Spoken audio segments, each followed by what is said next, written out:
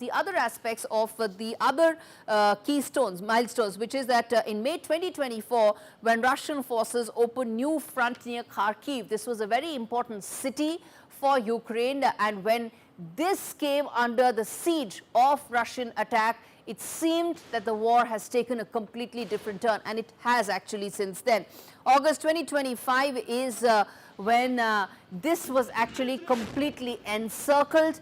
Again, remember, now these are military wins which one cannot just see in the larger picture. Unless you decode them one by one, you cannot understand the scale at which Russian forces have made advances and continue to do so even now.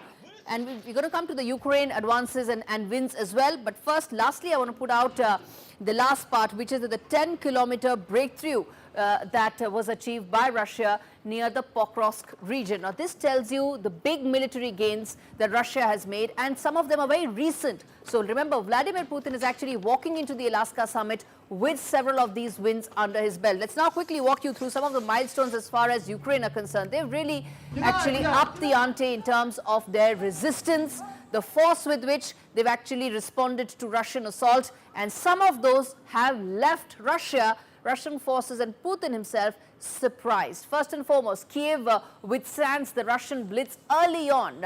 This was right at the beginning, 1 month into the conflict. Kiev was bombarded, the capital city, but it came back. It also acted as a uniting factor when there was massive resistance that came through. Next up, we tell you the other important milestone, Kherson, which was liberated in the southern push. Now, this was extremely significant because this showed what Ukraine could actually do, despite many seemed with having lesser ammunition, did not have the kind of air assault that Russia does, and still was able to respond. Kherson was a key inflection point in the conflict. The other was the drone swarm strikes that hit Russian air bases in June of this year. This was actually Ukrainian indigenous mind in terms of how they thought that they could make the most of the situation. They don't have, as I said, the kind of weaponry, the kind of Russian air assault that Moscow does, but they responded with those drone strikes, which really left massive losses as far as Russian air bases are concerned. The other two, let's quickly tell that, which is the surprise assault that took place inside the Russian stronghold of Kursk region last year.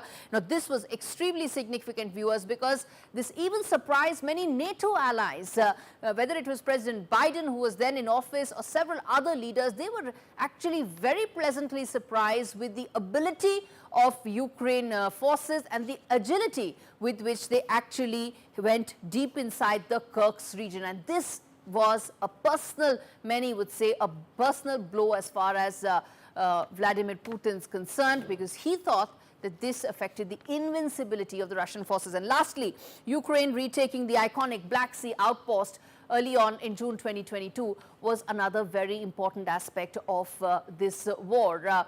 Now, as far as what really happens next in terms of the regions that are at the heart of this conflict, I want to walk you through that, because unless you understand what is really the region, the geography that is at play here, it's difficult to really decode this war. There are the 5 regions. Let's play out that report first, which is the 5 regions at the heart of Europe's deadliest war, which Russia wants, which Ukraine doesn't want to give up. And why are these territories so important, and what's really at stake here if they fail is what this report tells you. And let's play that out first, viewers.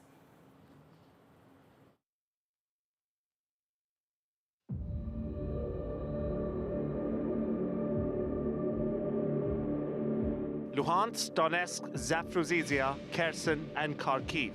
5 names that define the Ukraine war. These strategic gold mines turned battlegrounds are rich in resources, industry, and control. Luhansk is almost entirely occupied by Russia, but Ukraine still resists in the southwest because it anchors Russia's presence in the Donbas region and provides a direct route to the Russian border. Holding it secures supply lines and expands Russia's military footprint in the east.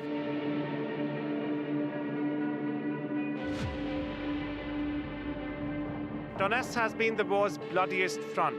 Russia claims it, but fierce Ukrainian resistance continues in cities like Pokrovsk and Kostiantynivka. Donetsk is symbolic. It's the heart of the Donbass, with coal mines, factories, and Soviet-era infrastructure that Russia sees as its own.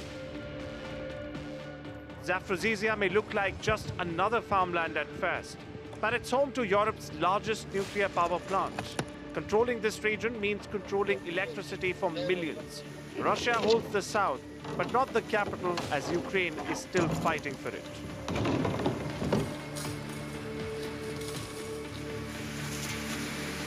Kherson is the gateway to Crimea.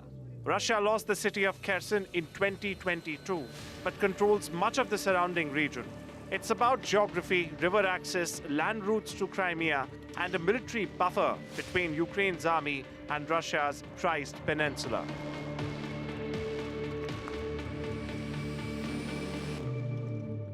Kharkiv sits on Ukraine's northeast border, a tech and education hub turned frontline.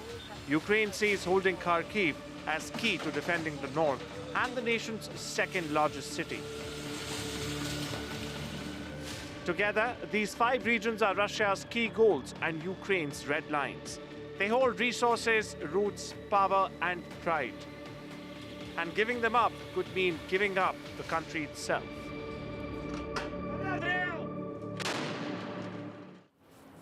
This, viewers, is important for you to understand what really is the territory that's at play. But the other aspect to really understand and decode this conflict is why is it that Putin has come out with these sharp red lines? Why does the NATO expansion trigger such fury in Vladimir Putin? Why does he see it as a direct threat on Russian integrity, Russian survival? Now, with NATO missiles already in Poland and Ukraine pushing to join the alliance, Moscow views this as encirclement, not just any coincidence, but something that he feels could actually be at the center of it all from a geographical point of view, from a historical point of view, and from a raw military point of view. And now I'm going to play out this report, viewers, that tells you why this is at the very core of this entire conflict. And unless this is addressed, the Alaska summit may in fact only lead to partial gains, if any. The distance from Warsaw to Moscow, just 1,200 kilometers. If Ukraine had joined NATO, Western missile systems would sit only 450 kilometers from the Russian capital. For Putin, that's an existential threat. NATO's military footprint in Poland is already significant. Missiles, troops, surveillance, all active and operational on Russia's western edge. Since the fall of the Soviet Union, NATO has expanded eastward. 14 new members, including 7 former Soviet bloc states, were added in 2024 alone. Vladimir Putin claims the West broke its word, that NATO had promised not 1 inch of eastward movement. The West denies any formal agreement, but in the Kremlin, the end of the Warsaw Pact was on the premise that there will be no expansion. And each time a former Soviet state drifted westward, Russia responded with force. Georgia in 2008, Crimea in 2014, and Ukraine in 2022. The pattern is unmistakable. Now Russia and Belarus are preparing for Zapad 2025. It's a massive joint drill near NATO's eastern flank. 13,000 troops, live fire exercises, and deployment of nuclear-capable Orshnik missiles. These weapons are being stationed in Belarus, a country that already served as a launch pad for the 2022 invasion of Ukraine. Meanwhile, Russia is deploying electronic warfare systems just 20 kilometers from Estonia, a NATO member. These systems can jam radars, block GPS, and cripple battlefield communication. Putin's objectives may not be to conquer NATO territory, but to break the alliance from within. A limited incursion, a drone strike, a cyber attack. Designed not to win a war exactly, but to expose lack of unity. NATO leaders now warn Russia could launch a military operation against the alliance within 5 years. Intelligence suggests the Kremlin is preparing for precisely that scenario. In response to the shifting threat, Finland and Sweden have joined NATO, extending its reach and reshaping Europe's security map. But Russia's defense industry is outproducing the West, and its electronic warfare systems are disrupting operations across the Baltic. To Moscow, NATO is not a defensive alliance, it's a network of forward bases, inching closer with each year. And for Vladimir Putin, the red line, well, it's no longer just theoretical.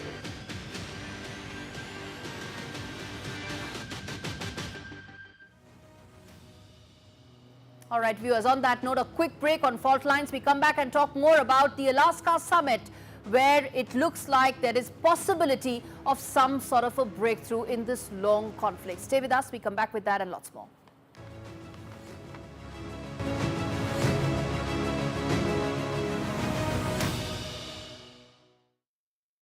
With Post Office Over 50's life cover, enjoy peace of mind knowing your family will receive a guaranteed payout when you're gone.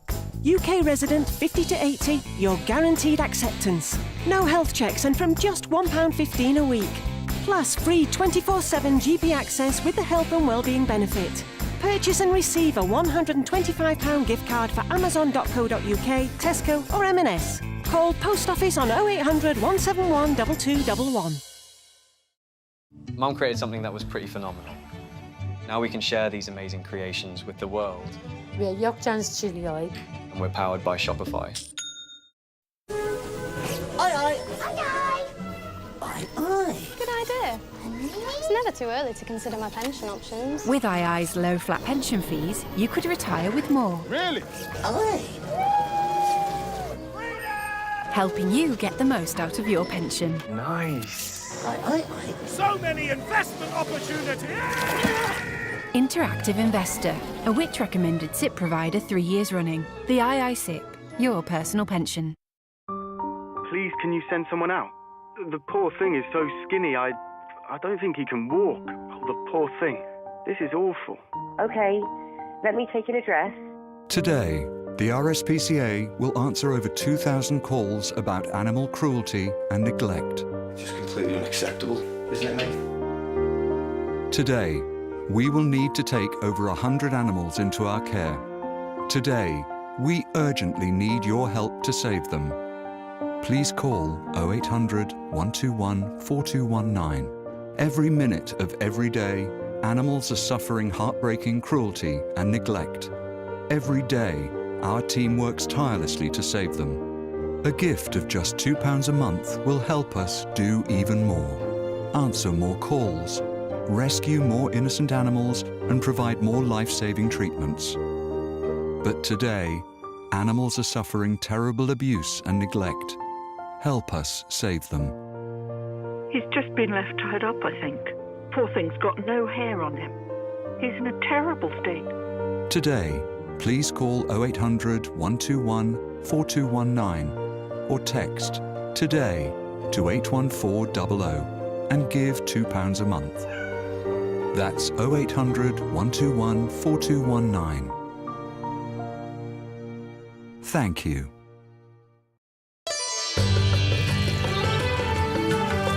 Sometimes it's the little things that remind us of them.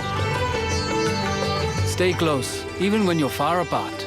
Send money worldwide with Remitly.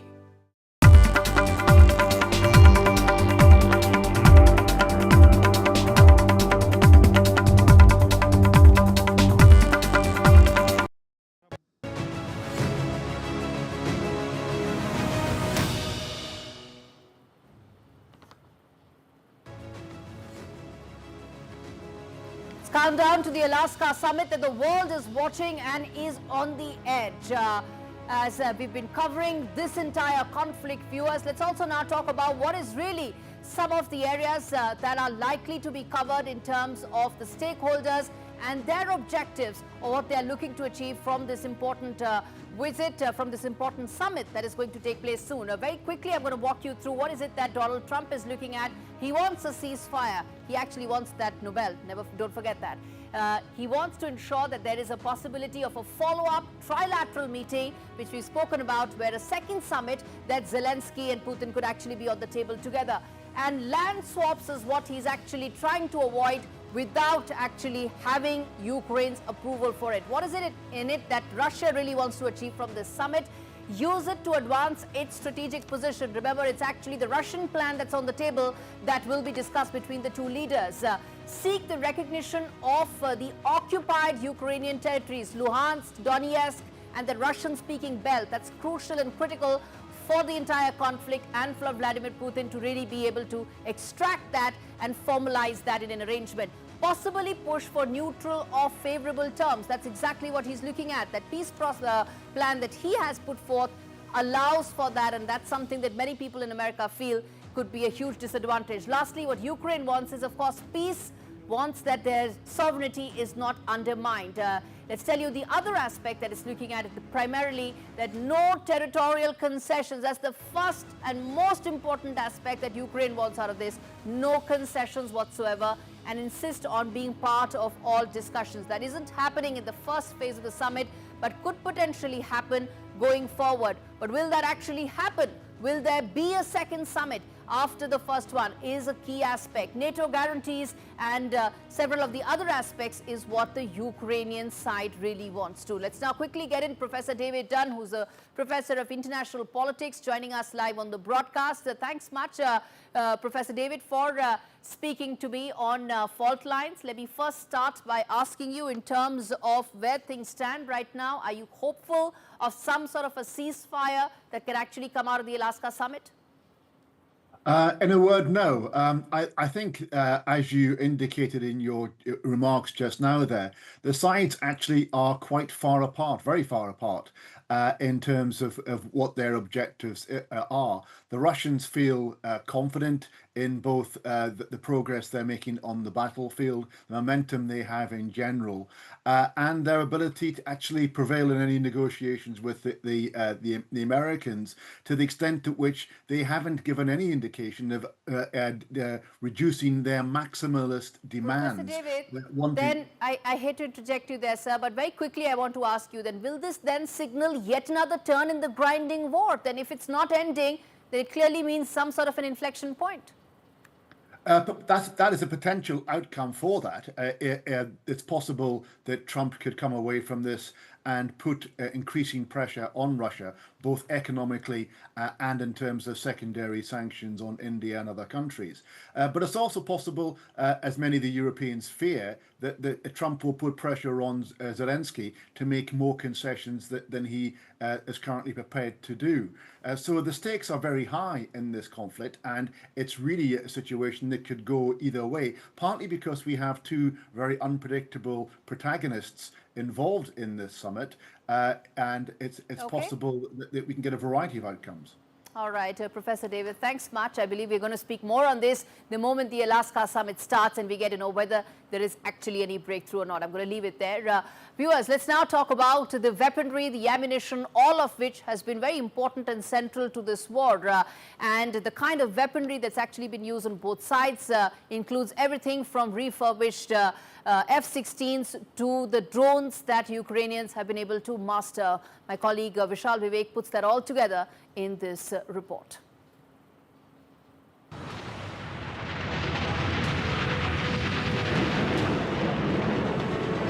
As hundreds of thousands of Ukrainian and Russian soldiers are engaged in the most brutal conflict of their lives, it is actually heavy machinery shaping the war. As the war rages on, we zoom in on the most iconic weapons of Moscow and Kyiv that have reshaped the battlefield. Dubbed St. Javelin, this fire-and-forget missile has reduced Russian tanks to burning hulks, its top-down strike even defeating advanced T-90s. The complete system costs about $178,000. Since mid-2022, HIMARS has shattered Russian ammo depots and command posts far behind enemy lines. In March, dozens of Russian troops were killed in a HIMARS strike on Kherson military range. Approximately priced at $5 million per launcher, each rocket costs around $100,000. Now, the most famous U.S. export to Ukraine, the Patriot air defense system, and they have stunned the world, frequently shooting down Russia's unstoppable Kinzhal missiles, protecting Kyiv from catastrophe. Priced at around a whopping $1 billion for a full battery, each interceptor missile costs around $4 to $5 million. Another iconic U.S. weapon Ukraine has been using is the F-16 fighter jet. These aircrafts have been performing effectively in Ukraine's defense operations. Experts have highlighted the aircraft's successes against Russia's cruise missiles and attack drones. F-16s can cost anywhere between $40 million and $70 million, with the price varying based on the specific configuration and upgrades. The Russian president had boasted about Kinzhal missiles during its unveiling. They have been fired at Kyiv in multiple waves, only to be famously intercepted by Ukraine's Patriot system. On the other hand, the Caliber cruise missile has been quite successful for Russia. Used in mass barrages, they have been used to target Ukraine's energy infrastructure, causing many power blackouts. Each missile can cost up to $6.5 million. In the vast Russian arsenal, it is safe to say that the cheap Shahed drones have inflicted the most damage. Often unleashed in swarms, they have overwhelmed Ukraine's air defenses. The legendary T-90 rolled into battle in eastern Ukraine, fitted with advanced reactive armor and infrared jammers. However, it has not been able to replicate its past successes in the battlefield, as several tanks were destroyed by Ukraine's javelins, turning this symbol of Russian might into a cautionary tale of modern anti-tank warfare. Each weapon embodies a strategy, agility, affordability, and pinpoint defense versus overwhelming firepower and armored might, and every strike is measured not just in damage, but in dollars. As missiles rain, drones swarm, and tanks burn, the war is more than a battlefield. It's a ledger, cost, capability, and catastrophe. Viewers, bottom line is that this is a war which started with NATO's eastward expansion. It will not end till there is clarity on that. Putin's ultimate aim is twofold: get as much buffer territory as possible between Russia and several of the other NATO countries and the weaponry that is installed there, which includes Donetsk, Luhansk and that entire region, and also ensure that there is a sizable reduction of NATO troops near its borders and possibly even on the entire European continent. Now, this is something that Europe will not agree to, not after putting in billions and billions of dollars into the conflict, both by the EU as well as the US. But viewers, also remember that Donald Trump is a man in a hurry. He needs his Nobel. Any movement is progress for him and grounds for yet another recommendation letter for Nobel. But it's not just his pride that's on the line, it's also Vladimir Putin's, whose legacy is also at stake here. And viewers, with that, it's a wrap on this edition of Faultlines. Thanks so much for watching. Next week, we're going to come back with another set of conflicts and wars that we will decode right here for you.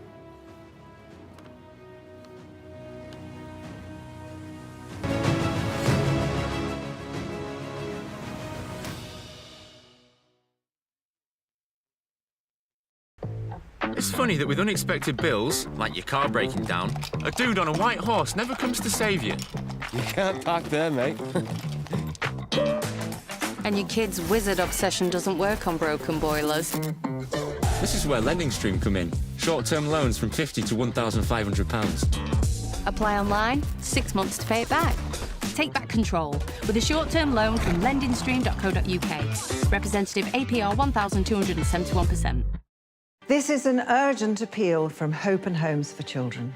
Right now, an estimated 5.4 million children around the world are suffering, separated from their families by being placed in orphanages.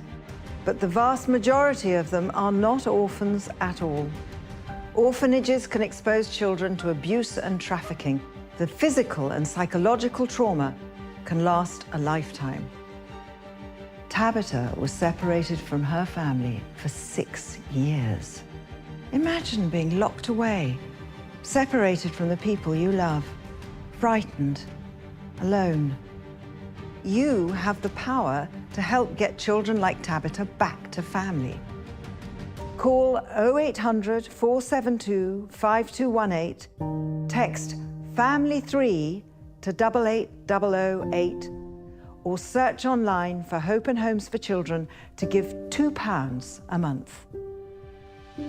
Hope and Homes for Children has been working to stop the institutionalization of children worldwide for over 30 years. Your support can help provide emergency care, trace families, and stop children being placed in loveless orphanages. Please, bring joy to children's lives. Donate today. Thank you. Some people think life slows down in your 50s, but I'm just getting started. And I don't want my lot to have to worry about funeral costs. Let them spend their money on nicer things. So I decided to learn more about over 50s life insurance from Cover Today. They're the only over 50s life insurer with no waiting period. Unlike other insurers who could make you wait up to 2 years, with Cover Today, you're fully covered from day one. And you're covered for the whole of your life. Unlike other things in life, the price never goes up. Go online or talk to their friendly UK team in just one phone call. Cover Today are the only over 50s life insurer with no waiting period. And no annoying trips to the doctors either.